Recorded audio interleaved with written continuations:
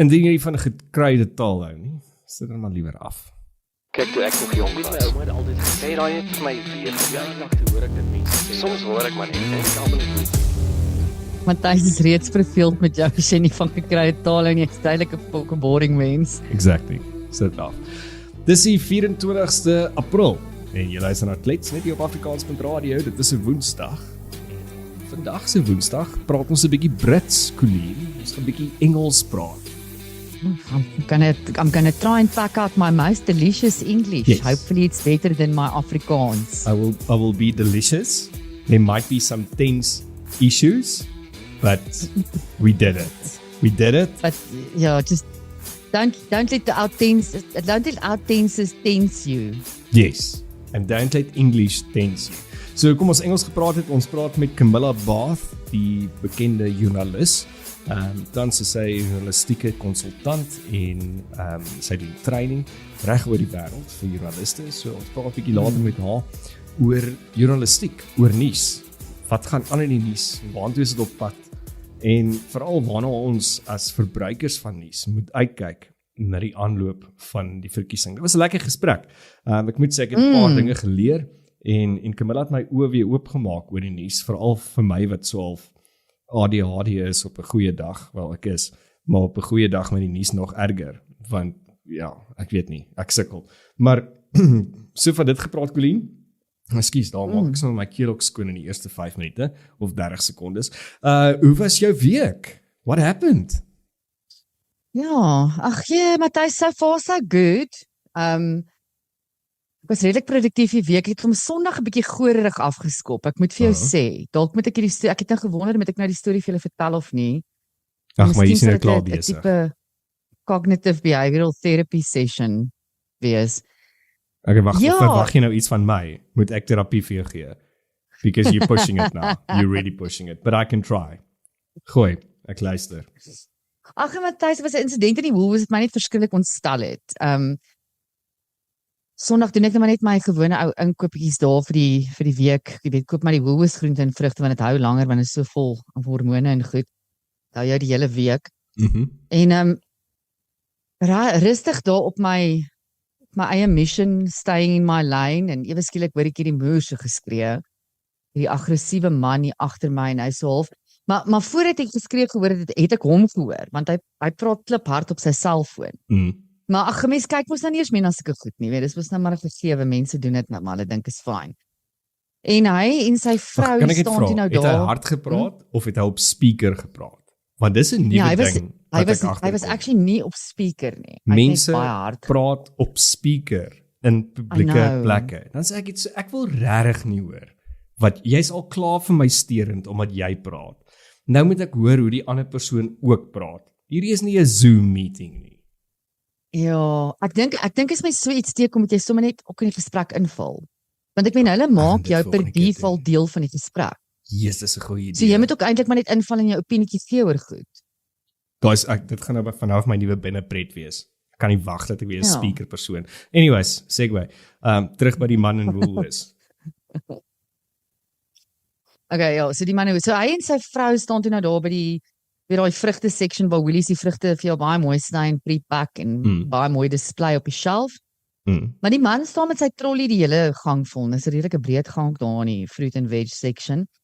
En ons so 'n ouerige, sorry, nou gaan ek moet nou sê wat se kultuur hierdie mense is, wat se ras hulle is. Dit was nou 'n swart man.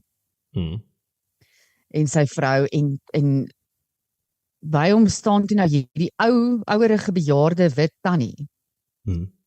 Nou Matthys, ek weet nou nie wat het vooraf gebeur nie. Ek weet nie, al wat ek kan imagine is die tannie het dalk vir hom gevra, hoor jy, skus, kan ek net gou by die rak uitkom, want hy staan die hele plek vol. Want so na die insident wat ek nou vir die detail van sal mee bederf, jy weet, jy kry mos die mense wat saam met jou in die stelsel land in 'n winkel. So dan is julle in elke aisle is julle saam. Ja. Of in elke aisle crash julle mekaar op 'n stadium. So ek is toe nou gebless met die koppel.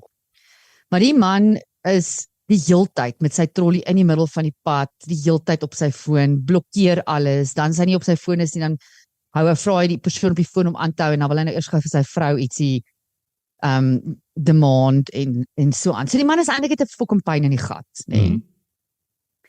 En hy versteur nou almal se experience. Maar anyway, ek hoor toe nou hier begin die man skree en die eerste ding wat ek hoor is, en ekskuus, julle weet ek vloek graag, maar my vloek het ook 'n sekere motivering. My vloek het gewoonlik maar net probeer net iets emphasize. En hy skree vir die vrou. Either emphasize of jy gebruik dit as 'n lidwoord. Ja, of 'n dinkwoord. Dan wel as ek moet dink oor iets, dan sê ek, jy weet, is soos fucking, en dan kry ek my gedagte, jy weet. En hy skree vir die vrou, maar hy is baie hard en baie aggressief. Hy skree vir haar, you fuck, nee. Ja. En so gaan hy aan, hy skree dit seker 10 keer, en hy eindig toe nou die af met fuck white privilege and fuck you. Sure. Die tannie is so ontsteld. Sy los haar trollie toe nou net en sy is voort uit die Woolworths uit. Die man gaan nou aan asof daar nou niks nou gebeur het nie. En dit my verskriklik ontstel. Ek moet sê Woolworths was baie goed in die hele situasie. Dit was sekondese. Toe is daar 3 sekuriteitswagte wat ons 3 toe nou die hele tyd rondvolg. En in elke aisle hou hulle toe nou die man dop. So nie dat dit hom gepla het nie. Ek dink sy vel is so dik, he really couldn't give a shit. En hy irriteer my toe op so 'n punt, Matthys, dat ek is toe eventually in die ry om te betaal. 'n Vrou lief kom staan toe agter my, hy toe nou verdwyn, man lief het verdwyn. Ek is toe nou net baie dankbaar. Sy lyk sommer heel wat ligter, arme vrou, ek weet nie wat met sy alles talerheid by die huis nie. En ek betaal toe nou my goedjies in die Woolworths by ons, hulle het nou 'n aparte seller. So jy kan nou nie meer jou wyn in Woolworths koop nie, jy moet dit nou by die Woolworths dopshop gaan koop. Ek loop toe nou in, hier is die man toe nou wragtig bless hy my nou weer met 'n laaste bietjie presents.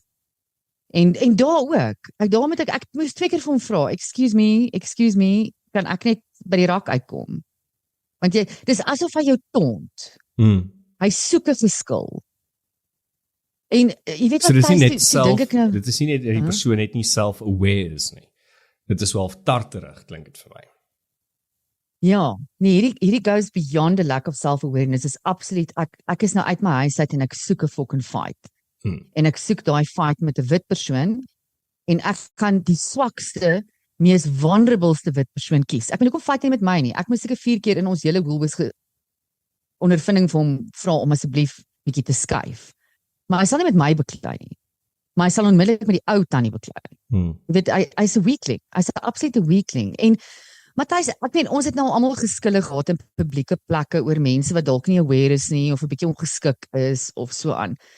Nou, as ek in so 'n situasie kom, gewoonlik probeer ek regtig, I try to be kind en nie aggressief nie, maar ek sien nooit 'n wit of 'n swart nie. Ek sien net eintlik altyd 'n asal. Of 'n ongeskikte mens, verstaan? Ja, But for me, I'm not going to shout some racial slur as to what color you are. Ek gaan vir jou dalk uithaal, want jy is ongepoets. Wit, swart, pink, bruin, I don't care. En toe dink ek nou, hierdie ding spook nou al die hele week met my. Ek voel nou reeds beter, dankie julle. Ek moes net met iemand eintlik dalk hieroor praat. Ag, dis 'n plesier, Colene. Ek is bly ons weet, want jy kom by die huis aan en dan dink jy, miskien moes ek geïntervene het. Miskien moes ek dit gedoen het. Daai arme tannie, is sy okay? Het sy darm iemand by die huis waarheen sy toe nou is en sy kan bietjie op iemand se skouer gaan huil of whatever. Maar anyway, beter as dit my, lees ek toe nou in my inkoopie tog daar in die Woolworths koop, bederf ek myself toe nou met die papierrapport, né? Ja. En dit moes maar so nou en dan, hou ook al van om my vingertjies vuil te kry, met 'n ou koerant. Is dit nie gewoonlik net wanneer jy 'n bediende moet vensters was nie? Dan koop jy, sy het juist. Ja, jy sien, dis wat ons doen. Ons koop koerante as ons weet die bediendes moet vensters was, by voorbaat. Dan maak ons of ons dit lees. Ja, Johanna het nou die dag gekomment dat hy nou nie meer koerante is nie. So half in die middel van die rapport, Matthys, is nou nie regtig 'n vreeslike storie wat nou uitgelig word nie, maar toe my oog gevang in die toon van rasisme wat ek toe nou was op die Sondag. 'n Storie oor 'n maatskappy wat 'n saak aan hand gebring het in die hof oor swak ekonomiese bemagtiging. Nou moet my nie heeltemal die detail vra oor die saak, ek het nou nie so in detail gaan lees nie, maar dit klink vir my die advokaat het 'n baie goeie saak voor die hof gesit. Ja. En toe dit nou kom by dat regter Motta, ene regter Mandelkosini Motta, toe nou moet uitspraak lewer op die saak. Toe sê hy, maar hy kan nie uitspraak lewer op die saak nie, want daar was geen swart advokaat teenwoordig nie. What? Ja, so basies weier hy om sake aan te hoor of uitspraak te lewer daarop, as daar nie 'n swart advokaat ook teenwoordig is nie. En die Matthys, jy weet, al hierdie dinge het my net... Is dit waar ons is, 30 jaar na 1994 se verkiesing? Ja, dit is presies wat ek dink. Is daar regtig nog steeds so groot aanvraag tot rasisme? Want as ek dit so moet lees, daar's nie 'n aanbod meer nie. Ons wil almal net eintlik in vrede saamlewe. En ons wil 'n goeie lewe lei en ons wil ons goedjies in Woolies kan koop en ons koerante lees en ons sake vir die hof bring en 'n regverdige uitspraak op ons sake kan kry, nie gegrond op ras of enige ander diskriminasievorme nie. Dis my asof daar is nie meer 'n aanbod vir rasisme nie en hierdie minderheid Suid-Afrikaners wat nog so verslaaf is aan rasisme, gaan nou uit en create doelbewus rassistiese gedrewe situasies. En ja, ek weet nie wat ons daaromtrent gaan doen nie. Ek dink 'n mens moet hulle seker maar net ignoreer. Just ignore them. Want hulle soek die aandag. Hulle soek die reaksie. En hier praat ek van wit en swart, nê? Die twee voorbeeld wat ek nou hier is, ongelukkig twee swart mense wat nou hierdie rassistiese situasies uitgelok het. Maar so ken ons ook baie voorbeelde van alle rasse. Wit, swart, bruin, wat die minderheid binne hierdie rasse is so lus en honger vir 'n rassistiese fight, they just cannot help themselves. Ek hoop jy's reg om te sê dis die minderheid, maar as jy op die stadium gaan kyk, onlangs het Ramagolpa, die natuurlik minister van elektrisiteit, toe nou kwyt geraak. Ja. Nou Sparks. Minister Sparks. Het hy toe nou onlangs kwyt geraak en hy so half probeer weer eens die 30 jaar van die ANC, nou maar net vir ons sê eintlik hoe ongelooflik goed hulle is, en wat se ongelooflike goed is hulle gedoen het in die afgelope 30 jaar. En kyk, mens moet alles met 'n knippie sout vat, maar daar is sekere goeders wat ek dink wat ook goed was. Daar's 'n klomp goeders in my opinie wat meer is wat nie goed was nie. Maar wat hy nou praat van in die election van 1994 is die ANC bestempel as die swart gevaar. En kyk, dit was mos maar die groot ding, né? Daai aanloop na die 1994 verkiesing. Dit was Eugene ter Blanche se groot pyl-vlaai. Yes, ja, die swart gevaar. Die nag van die lang messe. Ek onthou, ons het makro toe gejaag en ek dink tot in my matriekjaar het ek nog steeds baked beans geëet wat ons gekoop het. So die swart gevaar se vrees was groot. Maar wat interessant is hoe hy nou sê, 30 jaar later word die ANC eintlik nog steeds as die swart gevaar geprojekteer of nou verwys. Nou is ek net so... Ek kan 'n paar ander woorde dink as gevaar, maar okay, gaan aan. Maar nou dink ek net aan hierdie situasie. So daai se term wat op jou uitgespreek is deur 'n verregse persoon of instansies in die tyd van 1994. Ek was te jonk en te dom om te verstaan wat op daai stadium te gebeur, maar as ek nou terug kan ek dink, okay, dit sou sin gemaak het, dat jy dit die swart gevaar kan noem. Maar nou 30 jaar later... Dit het op jou uitgespreek het 'n baie negatiewe nuance gehad. Maar nou 30 jaar later, gebruik jy daai selfde term en jy probeer jou posisie as die beheerende party van 30 jaar regverdig om te sê dat die ANC word nog steeds gesien as die swart gevaar. Dit maak nie vir my sin nie. Is dit lees ek het verkeerd? Verstaan, hoekom en dit is die ding wat jy nou van praat, van die rasisme ding. Dit is so diep in die narratief ingeweef dat maak nie saak hoe jy daarna kyk nie. Dit is die enigste ding wat in 30 jaar nog steeds actually 'n continuum was, wat dieselfde is rasisme. ou koeie, Matthys, ou koeie, wat hulle hart aantrek, hulle trek vir ver en diep uit die sloot uit. Dis is daai persoon in 'n verhouding, wat maak nie saak hoe nice jy is, hoe gaaf jy is, as jy daai een fout maak, jy sit nou nie die Marmite se deksel reg op nie, en hulle haal hom uit. En hulle kwak vir jou uit, want jy het nou alweer nie die Marmite se deksel reg opgesit nie, en jy sê, ag skus man, ek het dit seker, en dan gaan hulle, maar onthou jy, in 1969, Yes. het jy ook nie die jam se deksel reg opgesit nie. I mean, really, go to therapy, ANC, get over it. Wel, ek het die ander gedink van, ek meen, ons het maar nou elektrisiteit. So wat doen die man nou? So, wat doen hy nou? So nou dink aan Ja, hierdie fair kak. point. So ek dink dit is nou maar, I mean, he needs to do something, want ons het mos nou krag, vir nou. Ja, amper sê ek kan met my eier weer vir 'n graad gaan inskryf, maar kom ons wens nie dit weer op tersiêre instansies toe nie. Net 'n kop klop uit daar by jou aan. Yes, my karma is mos instant, hoor. Ek antwoord nie môre my foon nie, ek sweer. Terwyl ons so van die staatsamptenare praat, ek wil nie eintlik verskriklik diep ingaan, maar dit maak my negatief. Want ons sit met 38,000 miljonêers en almal van hulle werk vir die staat.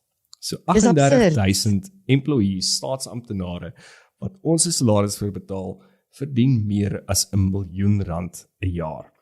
So, ek meen, as mens gaan kyk na die ekonomiese strukture, as die staat jou miljonêers begin maak, of as dit waar jou miljonêerskorps is, then we really in Uitpomp shit. soos 'n worsmasjien. Then we really in shit.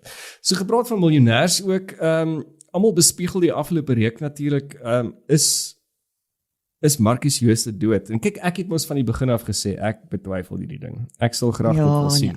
As ek kan sien, dan betwyfel ek dit. So daar's 'n klomp gerugte op die stadium en 'n klomp goeters wat in die media rondhardloop en sosiale media ook, dat hy dalk nie dood is nie. Ek sien nog steeds, so 3 jaar gaan ons hom sien 'n avokado iewerste in 'n Woolworths, en dan gaan ons 'n dokumentêr daarvan maak. Maar in any case, is al reeds 'n dokumentêr daaroor uit. So Markus Jooste, die ontslape Markus Jooste, se testament is uiteindelik, lyk my, bekend gemaak. So alles Het hy alles in homself bemaak? Wel, alles is in 'n trust. Maar sy hele testament gaan aan sy egnoot Ingrid Jooste. En dit sluit byvoorbeeld in. Ek dink is 3 gewere wat altesaam so R10,000 werd is, onder andere een waarby hy homself geaf het. Dan lovely. That's charming. Ja, it's nice. Happy anniversary, baby. Ja, laat my bietjie dink aan Kill Bill, die movie. En dan 8 voertuie van de waarde van 3,5 miljoen. Onder andere Mercedes-Benz, Lexus, Land Rover, Defenders, Toyota Corolla. Ek wonder, wat het hy met Toyota Corolla? Ja, wat is haar ander ou wat dood is nie, Toyota Corolla, wat hulle ook suspek dat sy dood Kebbel, Brett Kebbel. Nee. Was dit Brett Kebbel? Was dit nie hy nie? Kan nie onthou nie. Ek voel nou dis 'n ander naam, maar okay, let's go with Brett Kebbel. Or maybe not, as dit verkeerd is, dan moet jy my reghelp, maar anyways, dan persoonlike items en kunste waarde van R750,000 en 'n skamele, is daai bedrag, 'n skamele R73,767 wat in sy Capitec bankrekening was. Ai, Sy het hy ook meer here shape. Die man het swaar gekry. Selfs hy het swaar gekry. Ek weet hy het nie eers soveel geld soos meeste van die amptenare wat werk in ons regering nie. Daarbenewens was daar ook 'n Old Mutual aftree-anniteit ter waarde van 1,5 miljoen rondom by en Momentum polisse ter waarde van 330 en 171. So ja, dit is Ingrid, dis ietsie. En Bernardine, het sy iets gekry, die girlfriend? Nee, Berdien Odendaal, dis mos die mistress. Die mistress, op die paard. Berdien Odendaal. Die blonde vrou op die paard. Nee, sy is nog steeds in die geskil met die appelhof in Bloemfontein om toegang te kry tot die 60 miljoen wat die reservebank by haar bevries het. Maar wat ook interessant was, kyk, dit is nou 60 miljoen. 60, ja, net 60 miljoen wat die reservebank bevries het. Ek sal dit ook feit. Sal jy dit ook vat? Ja, sy het hom lank geservice. Dis daai man was regtig nie appealing nie. Ek dink sy moet meer as 60 miljoen kry. So, volgens berigte ook, is die huis natuurlik die groot mansion in Hermanus, waarin Markus en sy vrou Ingrid gewoon het hulle gehuur. So dis nie hulle naam nie. En dan is daar 'n trust, en die trust, die Silver Oak Trust, het in November 2020 'n hofsaak toe by die Reservebank bekom het bates omtrent van 1.36 miljard gelys. So dit is nou eintlik daar waar Ingrid en die gespuis. Berdien se naels gaan uitkom. Ja, Berdien se naels gaan daar probeer uitkom. Hulle gaan niks kan doen nie, want Ingrid en haar kinders is die begunstigdes van die trust. Maar ja, so, hy het nie eintlik shame. Ek meen as jy nou so kyk en jy nou vergeet van die trust, dan mense nou eintlik dink hy was eintlik 'n arm blanke. Hi. Ja. Ek het tog al die naweek weer so sulke highlights van daai dokumentêr gekyk oor hom, oor Steinhoff. Ja, Steinheist.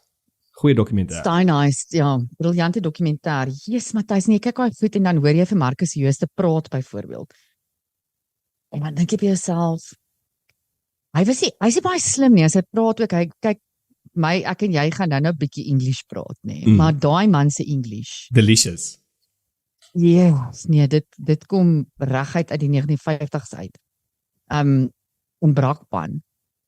So dit is rof en en die goed wat hy sê ook en die manier hoe hy sin maak van goed, dan wonder jy hoe het hy al daai investors, daai oorseese ouens in Duitsland, Christo Wiese, hoe het die man moes 'n ander charm gehad het, 'n tipe psigopatiese charm, om hierdie ouens absoluut te oortuig dat 'n stuk poep is goud. Well, he did it. Look at him. He did it. So gepraat van Brakpan. Ons moet bid vir die mense in Brakpan. Brakkies. Ja, daar het nie regtig iets gebeur nie, maar ons moet maar net vir hulle bid, want hulle is van Brakpan mense is eintlik goeie mense. Ek vat na die pussy. Die 1950s Brakpan Engels, maar ek ken 'n paar baie goeie, successful and actually very classy people from the pan. From the pan. So van Engels gepraat en van die pan gepraat, kom ons gaan na Camilla Bath, 'n goeie vriendin van ons en ou kollega van jare terug in die radio wêreld. Yeah, she made it in media, we still trying. So Camilla Bath, die joernalis, baie bekende joernalis, en dan ook tans is sy journalist consultant and trainer reg oor die wêreld. So ons het met haar gepraat oor nuus. So kom ons hoor wat sê sy. Camilla, you being a seasoned journalist and a journalist consultant and trainer, what is happening with the news today? That's a big question, Matthys. If we're talking about the news, there's lots going on. We are in a state of enormous flux at the moment. The news has, I think, never been in a more precarious situation, and there are a bunch of different reasons for that. What we are seeing is the failure of the advertising model, first of all. So news as a business is really struggling to make ends meet. We have a situation in terms of the digital sphere in which we see the barriers to entry for publishing dropping to virtually zero. So everyone can be a journalist now. Everyone can create news, in inverted commas, but it's not put through the same rigorous controls and tests and quality control, if you will, as real journalism is. And so you see a dilution of the seriousness, shall we say, with which people take the news, whether it's real or fake. And then, of course, at the same time, we've got many, many people leaving the industry, and we are losing enormous talent as a result of that, because once your advertising model fails, once your revenue streams dry up, you can no longer afford to pay people decent salaries. And, journalism is a very demanding and sometimes dangerous profession. And so people will often leave to work less and be safer. And what you say now is not only in South Africa. It's all over the world. We see this almost dire straits that newsrooms and journalism are in. And linking back to what happened in South Africa on the 15th of April with Daily Maverick doing a 24-hour shutdown. What is your opinion about that? You know, Matesa, I will admit that my opinion on it is, I don't know, it's dichotomous in a way. I haven't quite made up my mind yet, I'll be honest, as to whether I'm with you. Effective campaign or not. I have been working closely with several of the people in the Daily Maverick newsroom over the years, and they are one of the publications that fights hardest, and quite frankly, that's doing the best. Do you know what I mean? They in terms of their very diverse revenue models, are actually one of the shining lights, not only in South Africa, but globally. And so I think it was a very powerful step for them to take, to shut down for a day. I know that some quarters accused them of being gimmicky, of scare tactics. I do understand the rationale behind it in terms of showing people what it might be like if the worst comes to, if worst comes to worst, and the newsroom is forced to shut down, as I have to add, many newsrooms have already been forced to do. And yet at the same time, a one-day shutdown doesn't impact anyone who are already conscious news consumers. And that, I suppose, is where my concern with it lies, that you are, by doing so, you are you're preaching to the converted, essentially, if I can. Exactly. And I see the effect of that, Cammy, was that they brought out an article in which they said that they got 1,000 new subscribers on the day that they shut down, or insiders, as they call them, so paying readers. And I don't know if that was a big enough effect. I'm with you on this. I really don't know what stance to take. On the one side, I think it might have been a bit of a childish act to kind of shut down and threaten us. On the other side, the day it actually happened, or the day after it, looking for proper investigative journalism on every type of story, you kind of became a bit nervous because there was nothing. So yeah, maybe it did have an impact. I don't know, 1,000 more insiders. Apparently, they got a lot of businesses that contacted them to give additional support. So on the bottom line, I don't know how it reflected for them. I hope in a positive way. But I don't know where we are in the media world right now and how we can design models that do actually generate money while giving proper news. We see this regurgitation of people just reporting on what other people have tweeted, and it's so irritating. I was telling Matthijs last week, I read these tweets and I try and go and fact check them, and it's absolutely impossible because in mainstream media, you actually cannot find anyone giving you the facts on a story like Jacob Zuma marrying a 22-year-old. Look, I mean, I think so. Just to go back to Daily Maverick for a little, in a strange way, I hope that the immediate uptick in subscribers wasn't the DM's reason for doing what it did. I really hope that. And everything that I've read and colleagues I've spoken to who are there tell me that what it really was to try and raise awareness around the dire strait of journalism in South Africa, but also around the world. And so I'm very glad for them that they got 1,000 extra subscribers. It's more than most newsrooms have in total. However, I think the broader impact that I would like to see is an increased awareness of how important journalism is to a functioning democracy, proper journalism. Proper journalism, how that watchdog role is crucial in order to hold power to account, in order to ensure government functions properly. I mean, we don't applaud a fish for swimming, but we certainly have to point out when the fish is unable to swim or is swimming in really dangerous waters.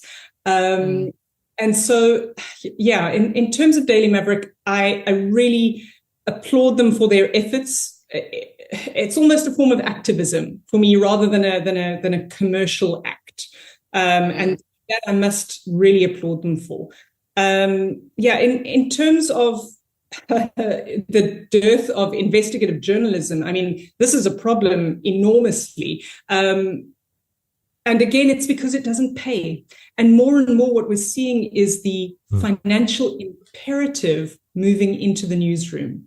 So when I started out in journalism back in the early 2000s, we never had discussions around how to earn money. It just wasn't a thing. Yeah, exactly. Yeah. That I worked in. And in fact, there was this very strict and strong Chinese wall between editorial and sales in all of the organizations that I worked in. And the fact that because of our shift to digital and this drop of the barrier to entry, the fact that we are now having more and more conversations in the newsroom about revenue, and we are monitoring analytics. And well, first of all, we have analytics, which we wouldn't have had 20 years ago, but now we're able to monitor them as well and see where the clicks are, see where the traffic is going, see which articles and stories are gaining traction. More and more, the really important stuff, that deep investigative journalism, is difficult to perform because we're so distracted by all the low-hanging fruit, by all the tweets, all the stories about tweets, all the stories about tweets. And we're not focusing on the real thing. We're not able always, we don't have the resources or the time, quite frankly, to do that deep journalism. And I think that's where something like the Daily Maverick is incredibly valuable, because that's what they dedicate most of their resources to. So instead of what we call journalism, which is just story after story turned out, now, some organizations are, through donor funding, through subscriber funding, through corporate sponsorship, they are able to focus on real journalism. But that's a luxury newsrooms, and that's the scary part to me. Yeah, and it's interesting what you highlight there. I mean, journalism is a career where money is not emphasized, where that whole focus on how do we generate money is never emphasized. All the good journalists that have started out and have made it big in their career all started out working for free. Journalism is not the type of job where you get your qualification and you automatically walk into a job like medicine or whatever.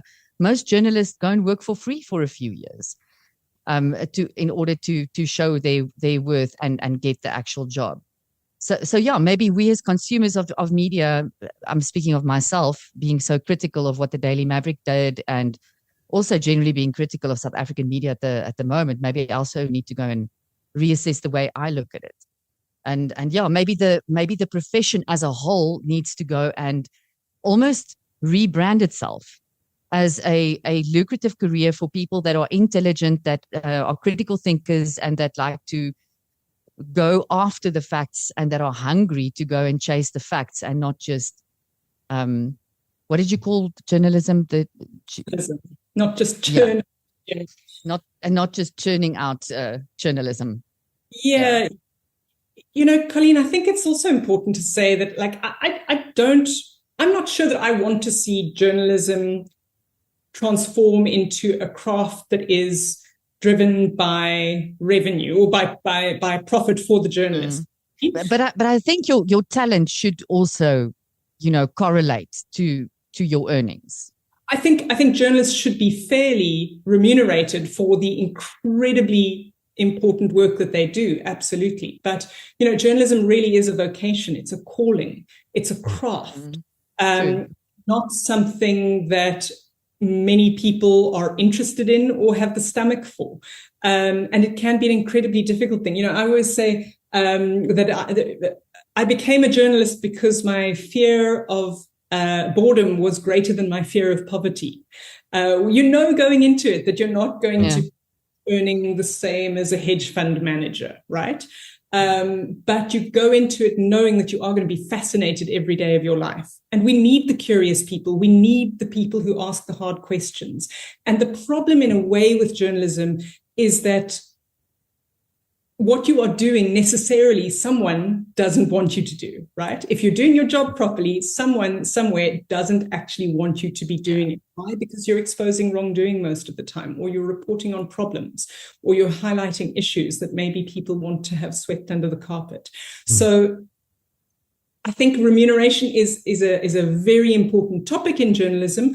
But at the same time, I also want to add that journalists until now have operated in a bit of an ivory tower, and we've been allowed to not keep the profit motive in mind.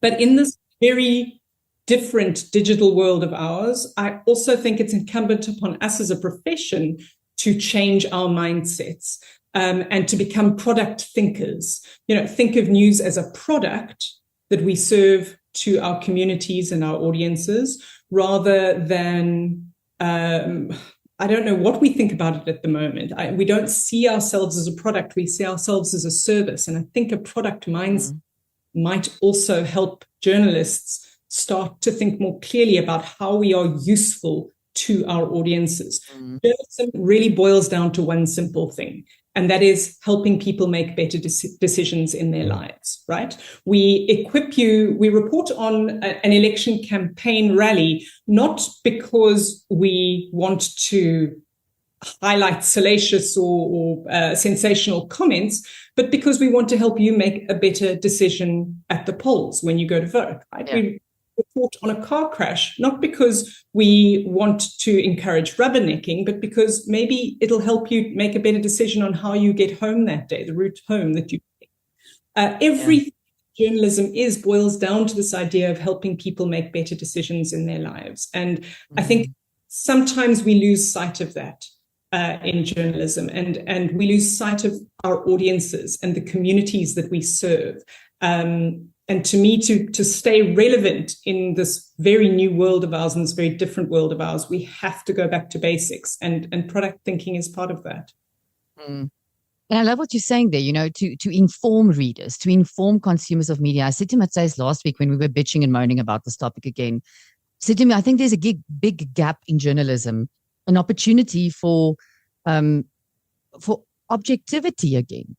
If you support a certain angle on an issue, Cam, you can go to a specific news site and they will convey that story or tell that story from your angle and in line with your thinking and your convictions. Like the Israeli-Palestine war, just to use an example. If you want a pro-Palestinian take on the situation, then you go to Al Jazeera. No fail, you're going to get a pro-Palestinian take on it. As much as I love Al Jazeera for many other things, where you could go to another news source and get it totally pro-Israeli. It depends on where. And so with many of the news agents in South Africa as well, if you look at politics in South Africa, you want a pro-DA stance, you go to a certain publication, and so with the rest as well. And I love what you say there. I think there's a true gap for an organization that can give you all angles to really inform you of it towards making better decisions. But I think that is where the media has also fell short. And besides the internet that has obviously led publications, printing publications to close down, and social media that has led to people not being inquisitive enough to read into proper investigative journalism. I also think some of the journalists are at fault for taking these angles and hitting these things for clickbait and for support and for relevance in quotations, because they think that makes them relevant in a certain community. Yeah, so and this is where it gets really sticky, right? Because we are dealing with the profit motive, we're dealing with the revenue problem, where we want the clicks and we want the images. We want the clicks, we want the traffic, we want the exposure, and so we become more and more sensationalist. But at the same time, what we're doing, almost without realizing it, is perhaps eroding trust with our audiences. Yeah. And I mean, this is again a global phenomenon. We've seen trust on the decline in news organizations around the world and for several years now. And we do need to start asking very difficult questions about why. I do a lot of training with journalists, and something that I remind everyone of when we start the sessions is that everyone is biased. We are all human beings, whether you're a journalist or not. We are all human beings, and we all come with our own set of biases. What is important for journalists to do is to recognize their own biases and actively fight against them. And I'm not sure that's always happening. In South Africa, we are incredibly lucky, I think, to have a media that is generally non-partisan.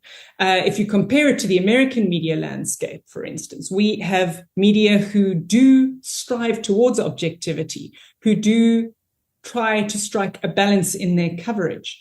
Objectivity is a myth purely because we are all biased in our own ways.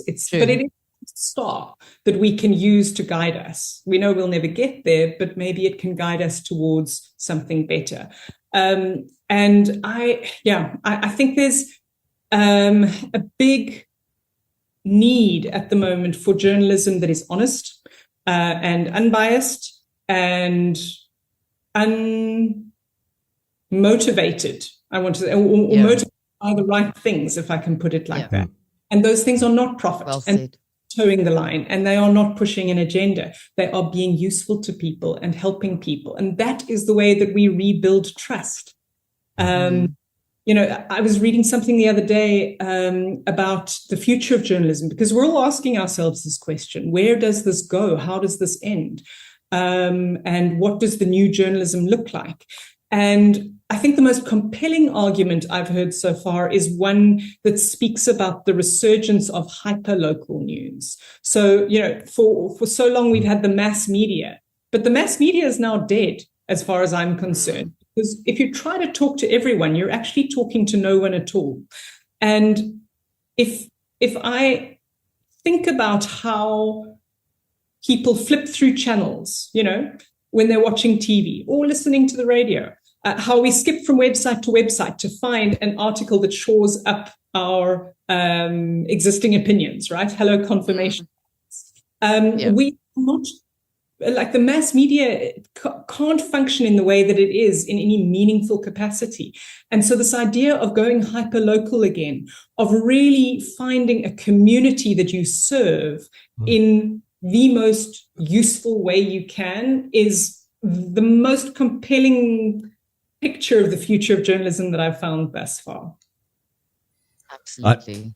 I actually think that's so true, because just looking at myself and my behavior of consuming information, I sometimes get in a community group on social media more accurate and relevant information that affects my and it's daily things that life, really affect you. Yeah, exactly. that affects me, than what I get looking at a news channel or paging through the internet. So I really think that what you're saying, that is the future of news. Camilla, maybe going back to the trust, I do like that.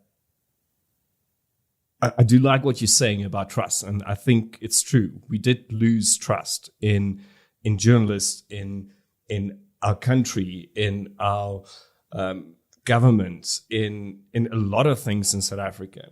So with the election looming, how should we as consumers of news make sure that what we read, we understand, and that what we read is real, if I can be as blunt as that? So, Matthijs, there are a couple of things here. I think the first thing that I would say is, if you want to be a responsible news consumer, don't consume only one source. In a way, it's incumbent on us as consumers of news to read widely, to make sure that we are consulting a wide range of news sources in order to make up our minds about who we might vote for, what we believe and what we don't. I think it's very easy to get stuck in echo chambers, both on social media, but also if you're just reading, or consuming one form of news. I always, when I'm asked the question, which is your favorite news site, it's really difficult for me to answer because I don't think I have one. My favorite modus operandus is to consume as much news as possible. Sure, you find trusted voices that you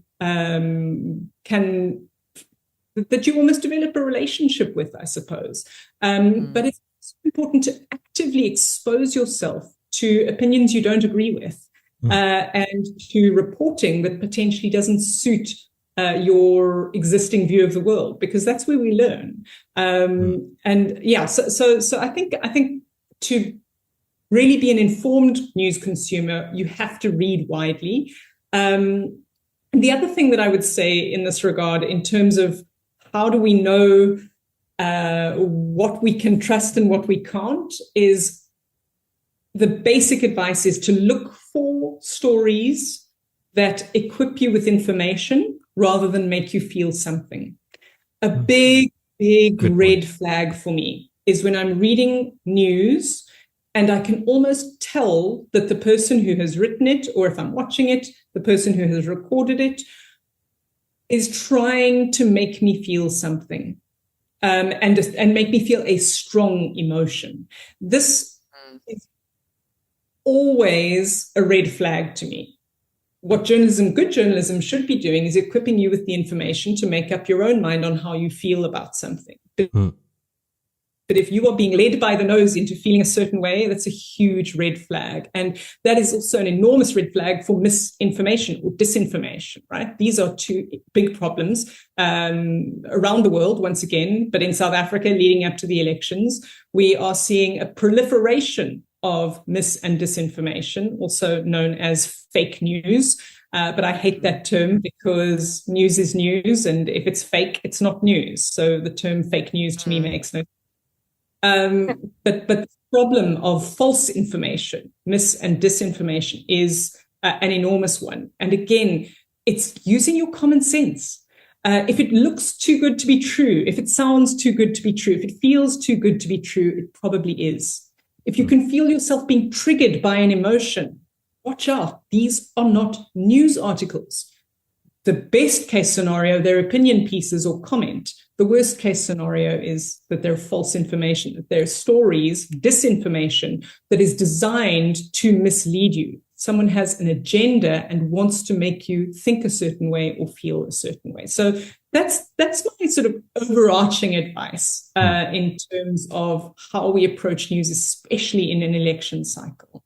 So you've been part of a couple of election cycles at news desks in South Africa. What is the kind of antics or tricks up the sleeves of politicians in this time, the election, that we get in the lead up to the elections? The campaigning, the rhetoric that we're going to hear from politicians is going to escalate and escalate and escalate, right?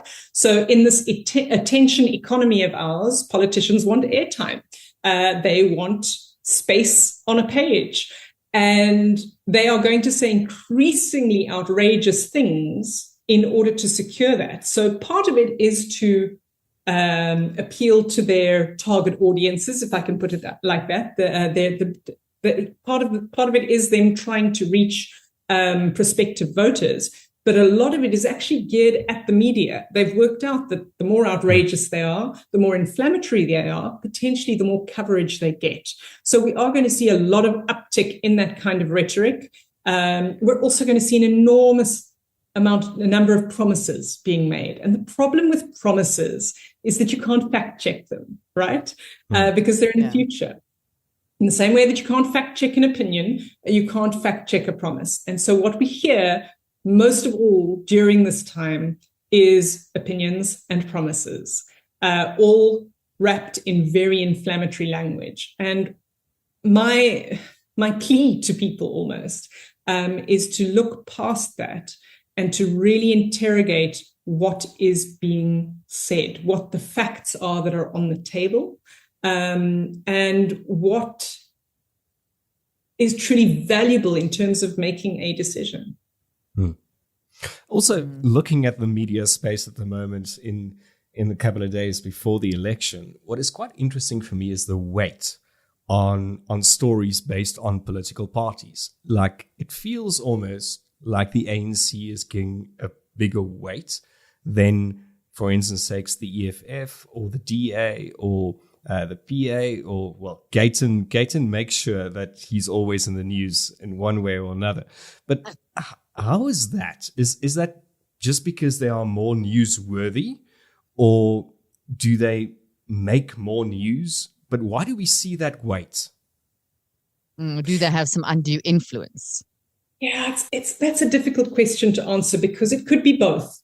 I think, look, there's an electoral code of conduct that governs how elections are covered, that journalists subscribe to, and it the legislation around it and the regulations around it make it very clear that parties are to be given equal coverage, right? But equal in this instance is almost more like, I almost want to use the word appropriate coverage, because the bigger parties are going to get more coverage. They absolutely are. They are more newsworthy, because we know that while we may have a few kingmakers down at the bottom of the pile, the top of the pile, the ANC, is still going to be the one that is going to be in charge of government going forward, right? Whether that's in a coalition. Yeah, I mean, equal with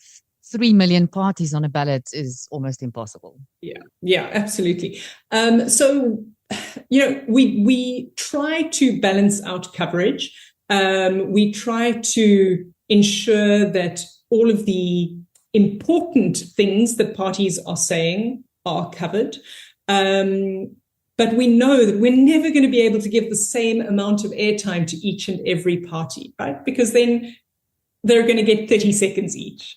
And so we try to balance coverage through the day, through the week, through the month, sure. But we also have to be pragmatic. And a lot of the time that means that we focus on the parties that are going to make the big waves, or the outliers, the interesting ones where their results are unclear or unpredictable, right? It's a large part of it, I hope, is about news value. In some organizations, would there be an unfair weighting towards one party or another? Yes, probably there would be. Is that because of influence or ideology? I can't speak to that. I don't think we have a red telephone situation anymore at the SABC, but they hardly have telephones at the SABC. So. Yeah, but there are some organizations who are quite comfortable with nailing their colors to the mast, if I can put it like that, I think. And as long as they're open about it, and they are transparent about it, I think that we can still consume their content. But yeah, it's very important to be aware of what different organizations are doing, why they're doing it, and how they are covering different parties. As good journalists, we should be striving for balanced coverage. And if as news consumers we're picking up unbalanced or biased coverage, then we should be asking tough questions. And we should also be supplementing our news consumption. Yeah, I think that's so important. Read widely. Don't just eat it up. The first thing you read and the first thing that confirms your bias. Don't just stop there. Camilla, do you think as South Africans, I know Americans are also very much like that. The UK is. Do you think we're over obsessed with politics as media consumers? I mean, I've just the experience. I mean, you are much more well-traveled than what I am. But in the different countries that I've visited, for example, if you look at a country like Norway, they're not very much, obsessed or focused on what's happening with politicians. You look at the cover pages of the few print publications that still come out. It's usually very much localized, like you said, we are indeed moving to, and it's interesting things, and it's driven by celebrities rather than whatever politician has messed up. Yeah, so Colene, I think that's the luxury of a functioning state, where things work properly, where the fish swims. And doesn't need to be applauded for swimming. We have the luxury of focusing on other things. I think in less stable political climates, if I can put it like that, in states that perhaps aren't functioning as well as they should be, like South Africa, I think politics is enormously important. I do worry that we have an enormous number of very engaged news readers, but who are engaging with the news as a form of entertainment almost, as you're watching it as you would a sports match, right? And not watching it as an active citizen. And I think that's evident in the way we approach our politicians. I mean, for a lot of the time, our politicians are approached as celebrities. I mean, look at Fikile Mbalula. He thinks he's the number one celebrity in South Africa and not a worker for the citizens of South Africa. Yeah. So, I mean, to go back to your question, are we too obsessed as a country with politics and political news? I suppose I'd answer it by saying I think we're obsessed with it in the wrong way. I think we do need to be obsessed with politics, and we do need to be aware of what's happening, and we do need to hold our government to account, because the fact of the matter is that the state isn't functioning as it should. But I think we need to be obsessed with it in an active way, in a way that sees us look for solutions as well as criticize, or sit on the sidelines and laugh and point and watch and get angry, but do nothing about it and have nowhere to go. And part of that also falls on the journalists. More and more I'm interested in solutions-based journalism. The idea that reporting on an issue is all good and well, but then also give your reader, your community, somewhere to go, give them something to do, show them what the solution could or might be, present them with multiple solutions, so that we're also equipping people with that feeling of agency. Because I think just by doing blow by blow, he said, she said, here are the facts and nothing else kind of reporting, in a way we're encouraging people to be passive. We're allowing them to be passive. And I would love people to be obsessed with politics and government, but then also act. And I think by introducing layers of solutions-based journalism and helping people see the options in front of them in a slightly different way, we can also be a part of that change.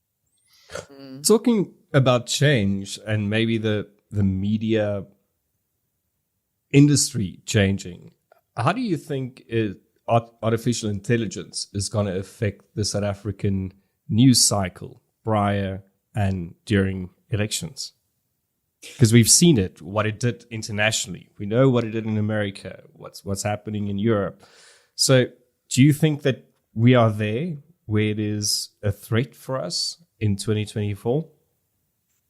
Look, I think one of the obvious threats in terms of artificial intelligence and elections at the moment is deepfakes. Yeah, technology around deepfakes is becoming more and more accessible and more sophisticated. So we are now able easily, using just a few minutes of someone talking to a camera, to clone that person and make them say anything and everything we want. And it's virtually indistinguishable from the real thing.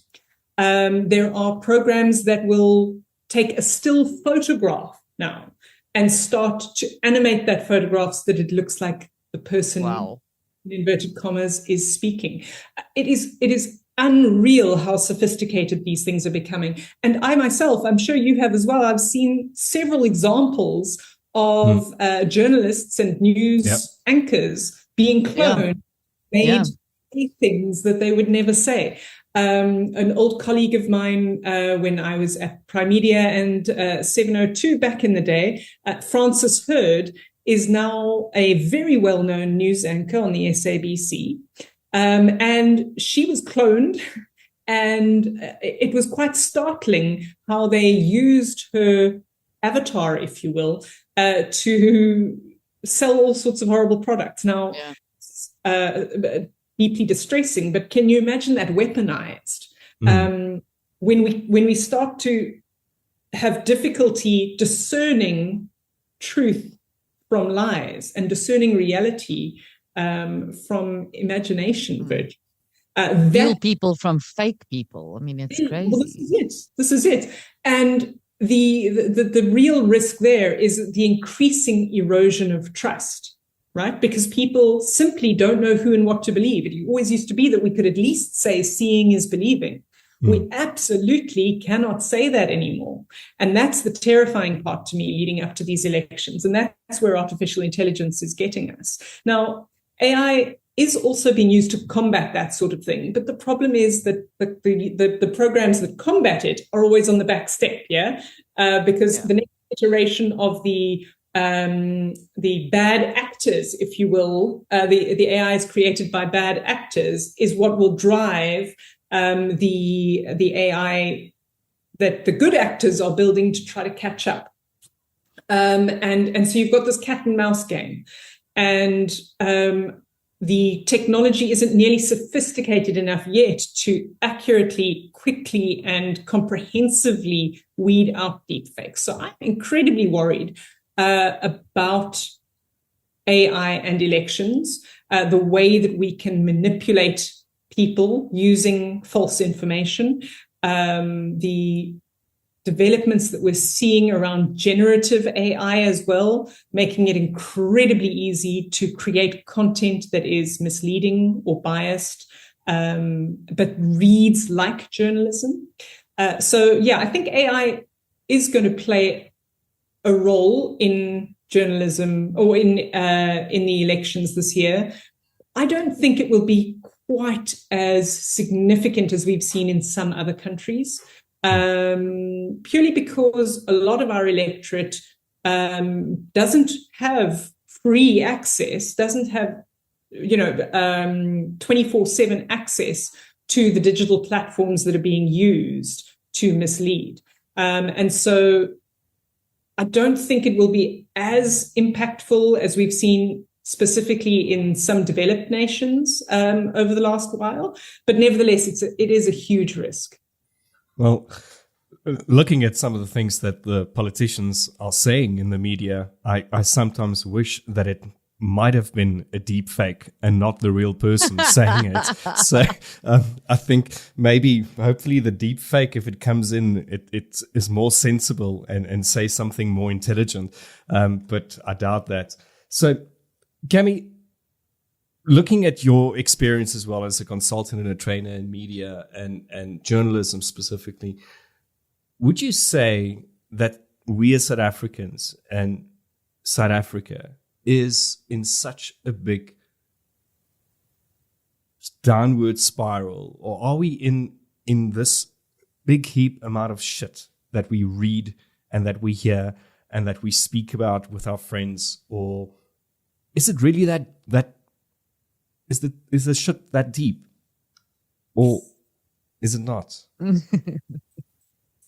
Oh, Mateus, if I could answer that question, I think I'd be a multi-billionaire.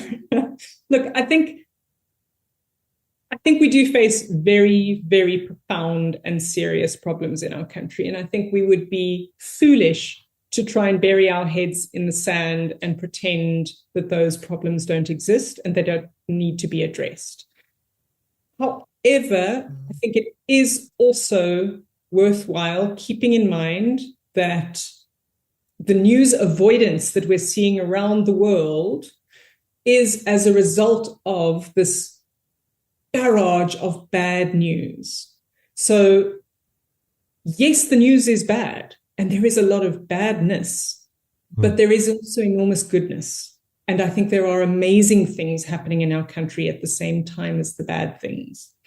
And so one wants to strike a balance. Once again, to me, it's all about moderation. It's all about balance. It's all about getting a full picture. It's all about understanding truth. All sides of the story, not one or two sides, but all sides of the story. And the story of South Africa is multifaceted. And yes, we have enormous problems. And as I said, they need to be dealt with. But I think we do also need to remember, and perhaps as journalists need to remind South Africans, that there is also an enormous amount of good news. Not to quote the ANCs, there is a good story to tell, but to say that there are incredibly positive signs in our country as well as incredibly worrying ones. A good story to tell. They just need to find that story first. Yeah, and it's so true what you say there, Cam, because I think there's very high functioning journalists in South Africa, and we need to tip our hats to them and keep tipping our hats to them so that they can keep on doing the good work. And then this corpse of low functioning media organizations and journalists in South Africa. And for me, what is just so sad is that the lower functioning cater to the majority of the market in South Africa, of the electorate, because they have access to that. They do not have access to the higher functioning Daily Mavericks, for example. And I think there's maybe another gap in the media, except for objectivity. Maybe another gap would be for an organization of high functioning journalism to find a way to get information to reach the masses within South Africa, to educate them towards making better decisions. Yeah, and Colene, I think the most important thing to me is mother tongue reporting. Yeah, absolutely. Much of the journalism that we see in South Africa is in English. And, for good or bad, it's become the lingua franca. It's the language of government business, and it is very much the language of journalism. But that's not to say it's right. We should be teaching people in their mother tongue, not asking them to read or listen to their second or third or fourth language. We've got to be able to speak to people in a language that they understand. And there we talk about language, as in whether it's isiXhosa or isiZulu or English or Afrikaans, but also in a way that they understand. So one of the big challenges in journalism at the moment for me is meeting people where they are.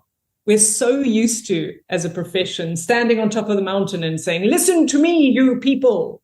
Do you know what I mean? And we think that we need to talk in these very highfalutin ways, and we need to use the big words, and we need to write the long sentences. And actually what people are craving is connection.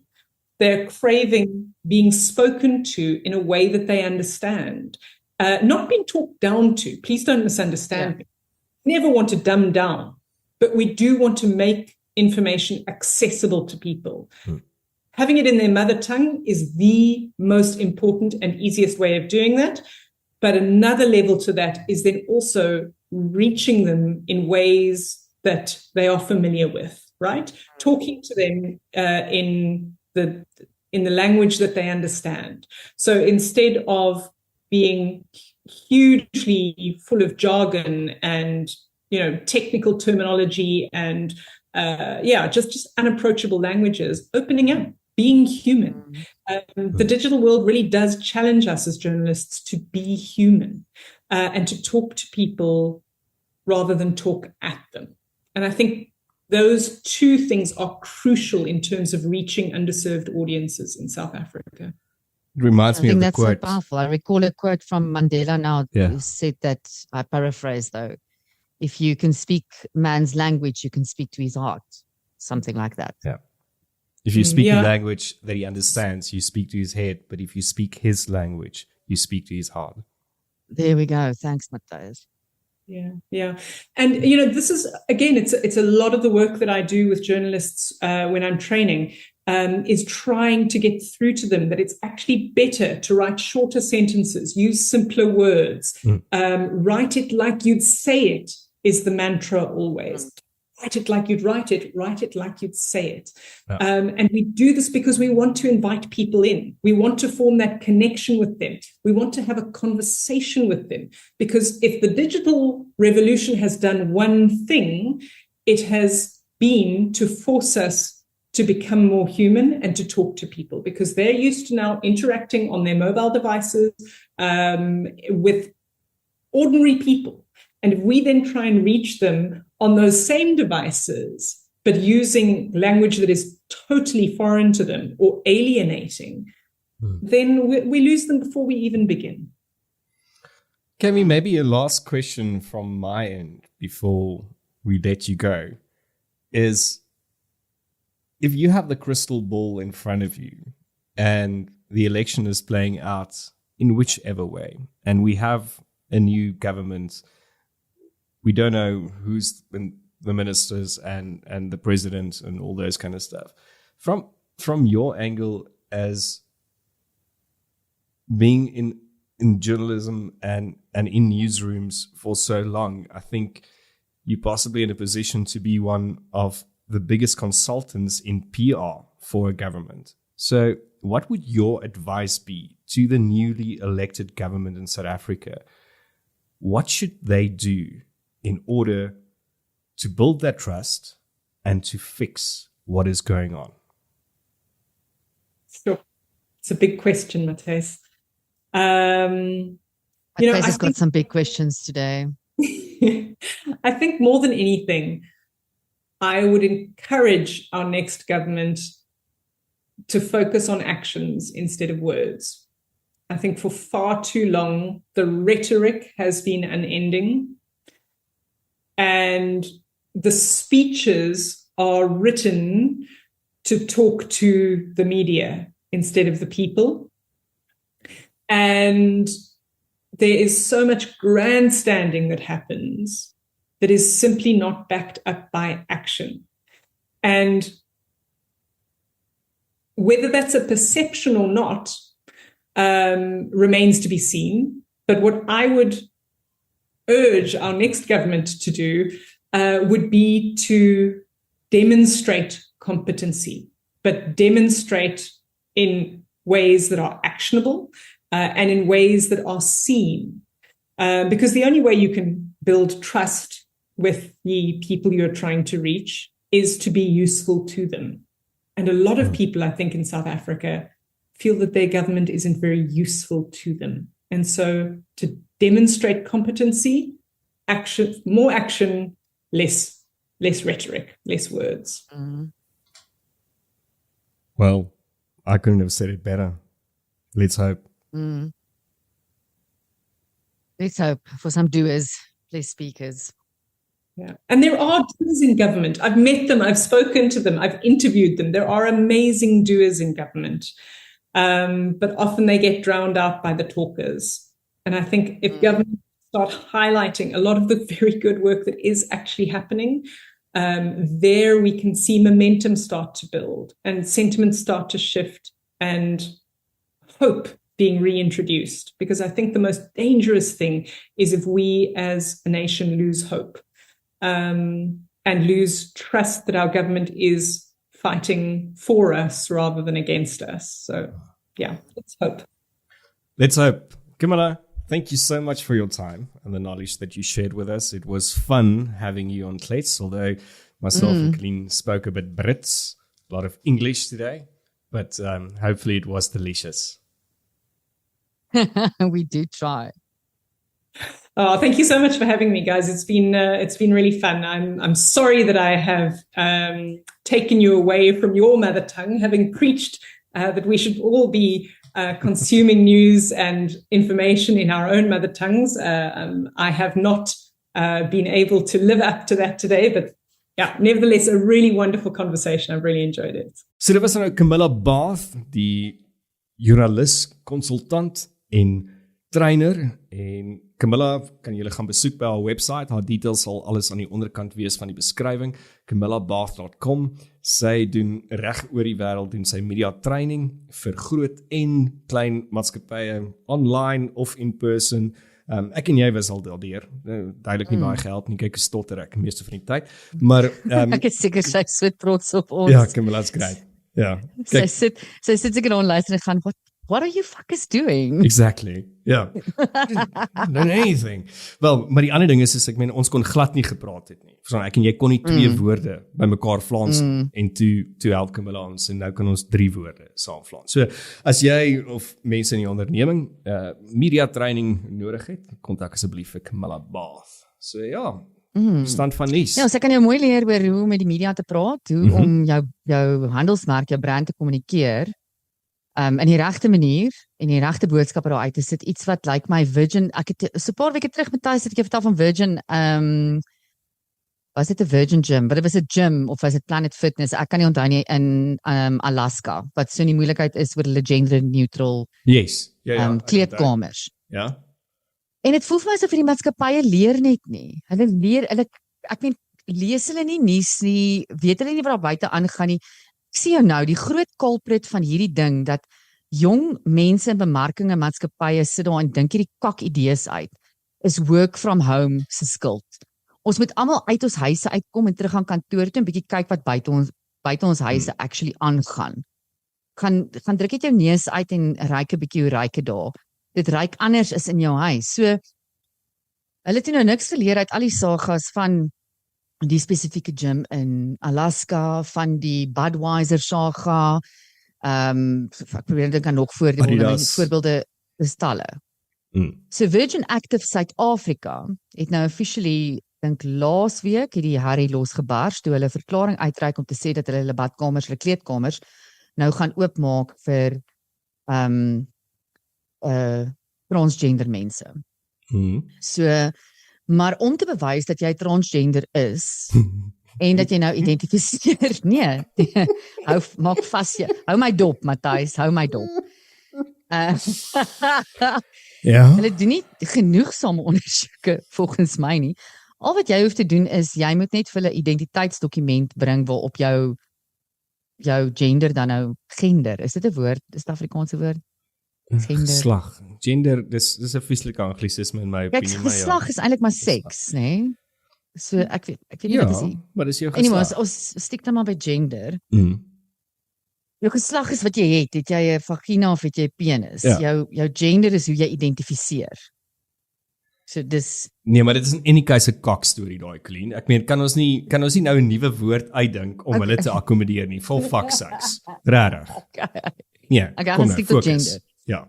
Okay, so jy moet net jou dokumente bring om te wys dat jy jou gender gaan verander by binnelandse sake op jou identiteitsdokument. Nou, dit is nie baie moeilik nie. Ek het al my van gaan verander. Die ouderdom van 16 het ek solely my van gaan verander by binnelandse sake. Ek vermoed dit is nou 'n bietjie moeiliker. Dis binnelandse sake 30 jaar later. Ja, jy kry dalk nou nie, maar dit is dalk ewen daai R200, Matthys. Daai R200, bro. Hy maak dinge maklik. Ek het nou eendag nog 'n ding gehoor wat iemand sê, ek weet, Madiba is mos op die R200, né? Sy gesê. Ek dink Madiba is op al ons geld. Sy nie en dan die cheetah. Ja. Die cheetah is daai oranje enetjie wat hulle sê die bliksem was vir 27 jaar in die tronk gewees, maar hy kan nie eens vir 'n dag in my besie bly nie. So ja, daai R200. Ai, jou randelas, dit kom nie ver nie. Kom nie meer ver nie. Ja, so toe bars daar nou natuurlik 'n herrie los. Maar hulle kommunikeer nie nou hierdie ding soos hulle gat, hulle sit net hierdie statement uit om net te sê ons is nou so woke en ons is nou so cool en ons is so relevant en ons sê al die regte goed en jy kan nou met enige tipe van tool in jou broek kan jy nou in enige van ons badkamers inkom. Daar is toe nou al talle tweets van mense wat bitter slegte ervarings gehad het. Die een dink ek was in Virgin Active in Claremont in die Kaap, waar 'n vrou toe nou uitgebars het met haar laerskooldogter, waar 'n transgender man toe nou daar poedelnakend rondgeloop het vir geen rede nie. Hy is nie besig om aan te trek nie, hy is nie besig om, ek meen, hoekom moet jy kaal rondloop in die kleedkamers? Jy kom as uit die stort uit met 'n handdoekie, jy loop tot by jou lokker, jy staan daar, jy trek vir jouself aan. Jy hoef nie nou met almal te gaan socialize nie. Dis jy gym op die treadmill. Jy loop nie in die kleedkamer nie. Gaan loop op die treadmill. En dit was nou bitter ontstellend en klink my daar is nou net in hierdie kort tyd wat Virgin Active nou hierdie beleid bekend gestel het, het daar nou al soveel transgressies gebeur in hierdie kleedkamers. Sorry, wat is 'n transgressie? Jy verwar my nou vandag. Is ook 'n anglisisme van transgression. Well, Dis 'n woordspeling, is dit nie oulik nie? Ek meen, is dit nou nog 'n woord vir hulle dat hulle is transgresse? Nee, daar het 'n transgressie gebeur in die badkamer. Okay. Transgression.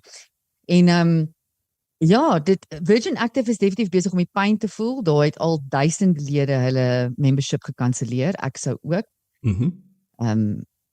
Ek meen Virgin Active is 'n great gym en Virgin Active het vir Suid-Afrika so baie beteken. As jy teruggaan in die history sal jy onthou dat dit was altyd die Health and Racquet Club. Ja.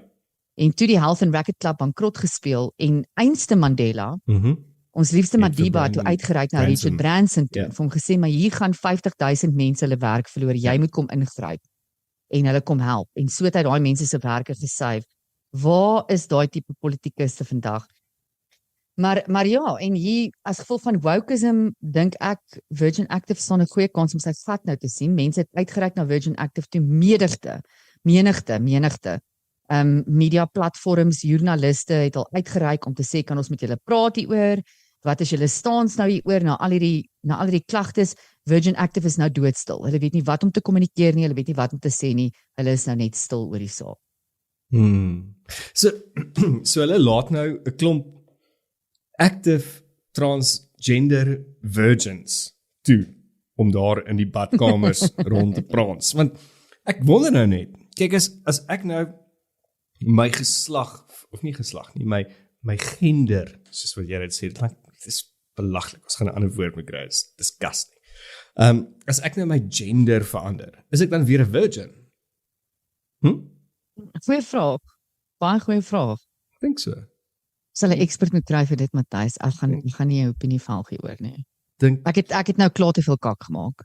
Ek dink but this I don't know. Anyway, dis 'n edikus. Maar weer eens dit kom neer op die punt Matthys dat ek laasweek gemaak het en ek gaan probeer kort hou want ek wil nie dit heeltemal weer herhaal nie, maar anders kan jy net luister na laasweek se podcast en dan hoef jy nie na hierdie nou te luister nie. Maar die punt is net jy wat transgender is, respekteer ek. Jy wat gender wat hulle dysphoria disassociation daai issues het, ek respekteer dit, ek verstaan dit nie, want ek het dit nie, so ek verstaan nie hoe erg dit is nie, maar dit gee jou nie die reg om op 'n 10-jarige meisie in die Virgin Active se kleedkamer se veilige spys te gaan indring met jou slong nie. That's not right. Ek stem saam. Ek moet ook seker nie sê wat ek dink nie, maar eintlik anyways, nee. Dat ek dit nie sê nie. Ek dink actually respekteer ek hulle nie. I struggle, ek sukkel om die beginsel te verstaan. Ek sukkel en maybe moet ons dalk met 'n kenner hieroor praat dat hulle vir my kan help, but I struggle en ek dink dit is letterlik net mense op die stadium wat aandag soek. My vraag is, en ek het direk terug vir mense gevra wat in 'n situasie is waar familie van lede van hulle besig is om van geslag te verander op 'n baie jong ouderdom, en ek het op my lippe gebyt om nie te veel te sê nie, want dit is nie my plek nie, maar my vraag op die einde aan daai mense is my baie interessant, dat al die mense waarvan ek hoor, lees, wat hiermee rond speel, investigate, en ouers wat dit toelaat, en wat al die goeders doen. Experimenteer. Dit is wat het is, hulle experimenteer. Dis die regte woord wat ek nou gesoek het. Is almal van 'n baie hoë ekonomiese klas. Isn't this the new rich man's problem? Want ek kan jou waarborg, die persoon wat onder die brug bly en wonder waar die volgende stukkie kos vandaan kom, of vanaand, of whenever in 'n shack bly en daar's nie elektrisiteit of water nie. Daar is nie enige resources nie, daar's nie 'n vooruitsig van kos of oorlewing nie. I promise you, they don't worry what my gender is. This, Nee, maak 'n baie fair punt. hierdie is 'n ryk mens probleem, en ja, ek gaan dit net daar los. Okay, vertel vir my iets anders voordat ek nog mense, wat is daai boek? Iemand het nou vir my gesê ek moet die boek weer lees, How to Make Friends and Alienate People in 50 Seconds. I do that quite well. You don't need to read the book, Matthijs. You've got the skill down. I am the book. That's why I love you, man. That's why I keep you around. Ja, praat van rykmensprobleme. Okay, so ek weet nie of jy hierdie gesien het, Matthijs, maar ek wil net weet. Ja, hierdie is dalk meer psigiese probleme, maar ook rykmensprobleme. Wat die volk gaan aan met Louis Liebenberg? Hierdie is 'n hele ander podcast. Die klippie mannetjie nee. Met sy Ponzi skema wat geld gesteel het by soveel mense. Sy onskuldigheid nog steeds pleit en nog steeds sê maar jy moes net vir my 10% van jou geld gegee het. As jy vir my meer van jou geld gegee het, is jou fucking skuld. En dit is sy woorde. Jy moes 10% van jou geld vir my gegee het. Nie by my investeer het of dis my skuld want ek het nie vir jou return on investment op daai 10% gegee nie. As jy vir my meer, wat skryf hy hier? Kom ek lees net ek het 'n paar quotes hier. Hy klink nou 'n bietjie soos 'n droom nie. Jy moes my daai 10% gegee het. Anders dan gaan jy nie hemel toe nie. Hy sê, maar as jy meer as 10% ingesit het en jy het jou hond en jou kat en jou ma en jou Maltese poedel in my besigheid gesit terwyl ek skree, moenie. Ek sê van dag 1 af. Gee ons net 10% van jou geld, nie meer nie. Ek skuld nie mense geld nie. Maar man is waansinnig. Hy is heeltemal kranksinnig. It gets better. So hierdie man ran nou in Gauteng en in die Vrystaat dink ek as 'n onafhanklike kandidaat in die verkiesing. Hy wil nou staan as 'n onafhanklike kandidaat in die verkiesing. En hy spreek toe nou 'n klomp mense toe, joernaliste, laasweek handjievol joernaliste sê hulle en dan 'n klomp mense wat vir hom werk het en nou ingery om nou die gehoor groter te laat lyk, né? En in sy toespraak sê hy, en ek quote, ek sou sê 10% van Afrikaners is hoerkinders. Die meeste hoerkinders het agtergebly. Die beter deel, en dit gebeur altyd so, die room van die volk waai. Hulle het die skills, hulle het die brains, hulle het alles. En dan is daar die ouer mense soos ek, wat sê, volk, ek gaan nie waai nie. En die land is lekker, en ek like die girls, en ek like boere meisies vry. Okay, it gets better. Okay. Ja. Ek weet nie of jy eers daai. Nee, ek verwerk asseblief gaan aan. Maar kan ek het hele Afrikaners wat nou hier agterbly, wat nou nog nie in die hoerkinders van Australië is nie. Julle is nou officially hoerkinders. Wat hier agtergebly het.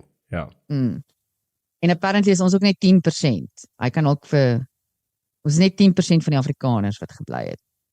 Hy en Charlize klink asof hulle saam wyn gedrink het. Ja. Nou vra hulle hom oor NK en Zuma. Kyk, Zuma is mos sy groot here. Yes. Hy aanbid die grond waarop Zuma loop. Hy vertel ook in hierdie speech oor ons het heeltemal verkeerde persepsie van Zuma. Dit gaan so sleg by in Kanla want hy gaan kuier baie by in Kanla. En daar dit lyk erger as 'n afgeleë flippin plaashuis somewhere. Niks is onderhou nie. Nou wie moet dit onderhou, Matthijs? As ek en jy, ons bly in ons huise. So moet iemand dit nou vir my kom onderhou. Ek moet dit seker maar self so nou en dan die vensterrame verf en ook in skroefies onderhou en regmaak. Ek en jy betaal ons elke maand daarvoor. Hy kry nog steeds 'n subsidie omdat hy 'n oud president is. So daar's geldjies om dit te doen. Ja. Louis sê dit is so erg by Kanla dat die vrouens, Zuma se vrouens, moet nou self kos maak. Al 66, sy vrouens. Ja. En hulle moet in 'n ry staan. Daar's net 2 werkende toilette in Kanla. Hulle moet tou staan om hulle ding te gaan doen. Ai, shame, Colene. Ja, ons moet nog net 'n transgender in my badkamer ingooi. Dan is daar mense wat nie toilette het nie, Zuma, as gevolg van jou. Shame. Hy sê, toe hulle my vra, maar Afrikaners gaan nie vir MK stem nie. Toe sê hy, daar is baie Afrikaners in hierdie provinsie Gauteng spesifiek, wat ek nie dink gereed is om vir MK te stem nie. Hulle is, dis wat die joernalis vir hom vra. Hy respond. Hulle sou, as hulle breins gehad het, maar baie mense is geïndoktrineer deur Afriforum en hul kerke en die ouens wat daar besprinkel. Kyk na Willem Petser se 400,000 volgelinge, ou tannies met nat broeke, Hulle verstaan nie wat in Suid-Afrika moet gebeur nie. 'n 27-jarige laaitie stuur die mense in die afgrond in.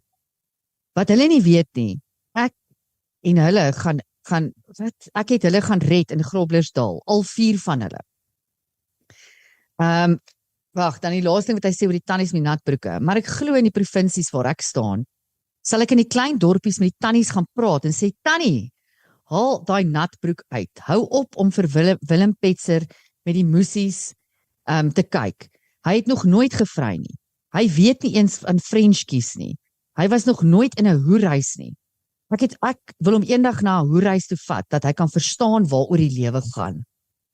I mean, what the fuck, Matthys? Kyk, ek het selde nie woorde nie, maar ek het offisieel nie woorde nie. My eerste vraag is, as jy so 'n groot Zuma fan is, en jy sê dat mense weet nog net nie dat hulle vir die MK moet stem nie, hoekom staan jy as 'n individu? Hoekom wou jy nie vir die MK nie? Hoekom is jy deel van MK nie? Hoekom? Nou, nee, die man se varkies het hom lankal verlaat. Ek weet nie, dit MK ondersteuner en dan preek hy Christendom verskriklik, en hy wys ook uit dat die Here wys vir hom hierdie goed in drome. Die Here het vir hom gewys hy moet nou in die politiek ingaan. En moet daar gaan staan, en hy het bewyse daarvan, Matthys, want sy vrou rekord hom in die aand as hy droom. Wow. Dan rekord sy alles wat hy sê in sy drome. Dis nou apparently wanneer die engele nou met hom praat. Dink jy was daai tyd toe wat is daai rugby speler wat by hom gebly het? Die liefling van Loftus, Derek Hougaard. Ek wonder of hy nie dalk Derek Hougaard se pille begin drink het nie. Dat hy hierdie drome gekry het en sy vrou hom opgeneem het nie. Ja, nee. Ek sweer hierdie Louis Liebenberg storie, ek volg dit al vir 'n paar maande. It just gets more and more ridiculous. Dat ek weet niemand van die ou kon ernstig op nie. Niemand. Die man is 'n neet. Maar wat vir my, hy's my ongelooflik entertaining. Ek meen sy belaglikheid ken nie perke nie. I love it. Ja. Ja. Dis net jammer, ek sê nou ek love it en ek vind dit entertaining, maar ek het deernis vir die mense wat skade gedoen is deur Louis Liebenberg. Maar weer eens, Louis Liebenberg, Markus Jooste, julle, if someone shows you who they are, believe them the first time. Yep. If it looks like a turd, if it smells like a turd, if it doesn't walk because it's a turd, then it's a turd. Then it's a turd. Clean. Then it is, yes, preach by en hy preach. Gaan nie vir jou diamante verkoop nie. Hy het nie die klippies nie. Hy het 'n klomp turds. Hoor jy so gepraat van iets wat nie 'n turd is nie, is die jong Devin Cox, 32-jarige konstabel van Oos-London. Kyk, ek het mos nou al lankal gesê dat PE is 10 vir my die kakste plek in Suid-Afrika. Ek was 1 keer vlugtig in Oos-London en dit is nie vir my veel beter nie, maar toe ek nou hoor Devin Cox bly daar, kan mens dalk nou begin dink Oos-London is beter.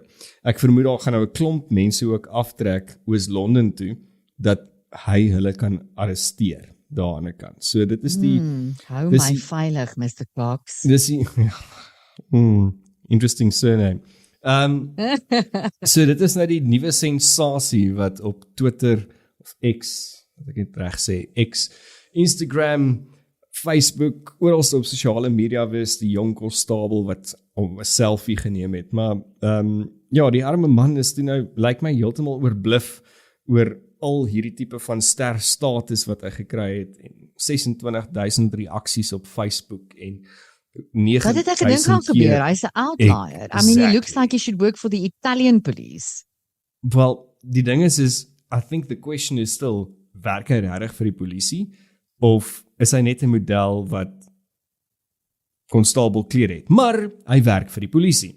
Maar natuurlik gaan mense dit sien en dadelik deel en share en comments maak, want soos wat jy sê, hy is 'n outlier. Ruk terug het ek 'n video gesien, ek dink jy het nog my aangestuur van die polisiekonstabel wat so marcheer, dit was kaksnaaks geweest. So ek meen as jy nou dit kyk en jy kyk na meneer Cox, dan kan jy natuurlik nou sien. So natuurlik wil hy ook nou die goeie daarvan doen en soos enige ander jong persoon wat half mooi is en 'n selfoon het, nou 'n influencer word. So dit is lyk my nou sy volgende droom.